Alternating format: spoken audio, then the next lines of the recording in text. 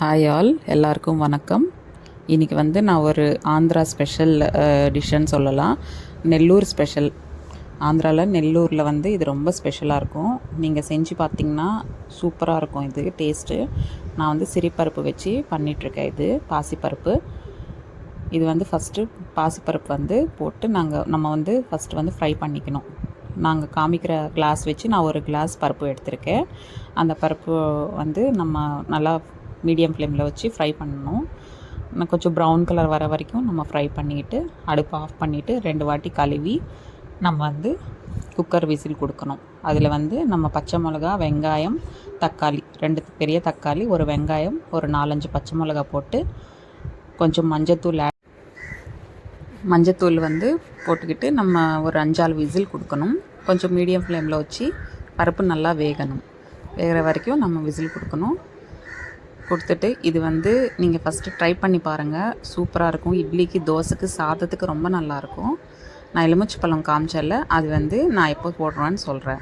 பருப்பு விசில் வந்ததுக்கப்புறம் கொஞ்சம் கல்லுப்பு போட்டு நம்ம பருப்பு கடைஞ்சோம்ல, அது வச்சு நல்லா மேஷ் பண்ணிக்கணும். மேஷ் பண்ணிக்கிட்டு கொஞ்சம் பருப்பு திக்காக இருக்கும்ல, 2 டம்ளர் வந்து தண்ணி ஊற்றிட்டு நம்ம வந்து அடுப்பு மேலே வச்சு நல்லா கொதிக்க விடணும். எப்படின்னா நம்ம கன்சிஸ்டன்சி வந்து எப்படி கொஞ்சம் திக்காக இருக்கிற மாதிரி பார்த்துக்கணும். ரொம்ப திக்காக இல்லை, கொஞ்சம் திக்காக கன்சிஸ்டன்சி இருக்கிற மாதிரி பார்த்துக்கிட்டு நம்ம இப்போ அடுப்பில் வச்சுட்டு நல்லா கொதிக்க வைக்கணும். கொதிக்கும் போது தான் நம்ம அந்த எலுமிச்சை பழம் நான் காமிச்சேன்ல, அது வந்து நீங்கள் 1.5 பழம் எனக்கு நான் போட்டேன். இன்னொரு பாதி வந்துட்டு நீங்கள் டேஸ்ட்டு பார்த்துக்கிட்டு போட்டுக்கலாம். உங்களுக்கு கொஞ்சம் புளிப்பாக வேணும் அப்படின்னா இன்னும் அந்த பாதி கூட நீங்கள் புளிஞ்சிக்கலாம்.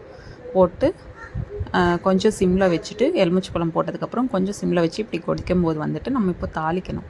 தாளிக்கிறதுக்காக ஒரு 4 ஸ்பூன் வந்துட்டு நம்ம எண்ணெய் ஊற்றிட்டு, டேபிள் ஸ்பூன் வச்சு 4 ஸ்பூன் எண்ணெய் ஊற்றிட்டு கொஞ்சம் காஞ்ச மிளகா, ஒரு 2 காஞ்ச மிளகா, கொஞ்சம் வெந்தயம், கடுகு, ஜீரகம் போட்டு ஒரு சின்ன வெங்காயம் வந்து குட்டியாக கட் பண்ணிவிட்டு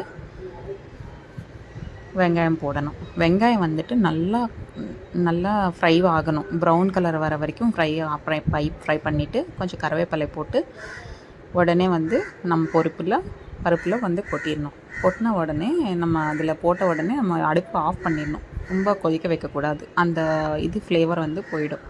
அதனால் ஆஃப் பண்ணிவிட்டு நம்ம சர்வ் பண்ணிட்டிங்கன்னா ஆந்திராவோட ஃபேமஸ் பப்புல்ஸ். இது வந்து நெல்லூர் பப்புல்ஸ்ன்னு சொல்லுவாங்க. நீங்கள் வந்து ட்ரை பண்ணி பாருங்கள். தேங்க்யூ.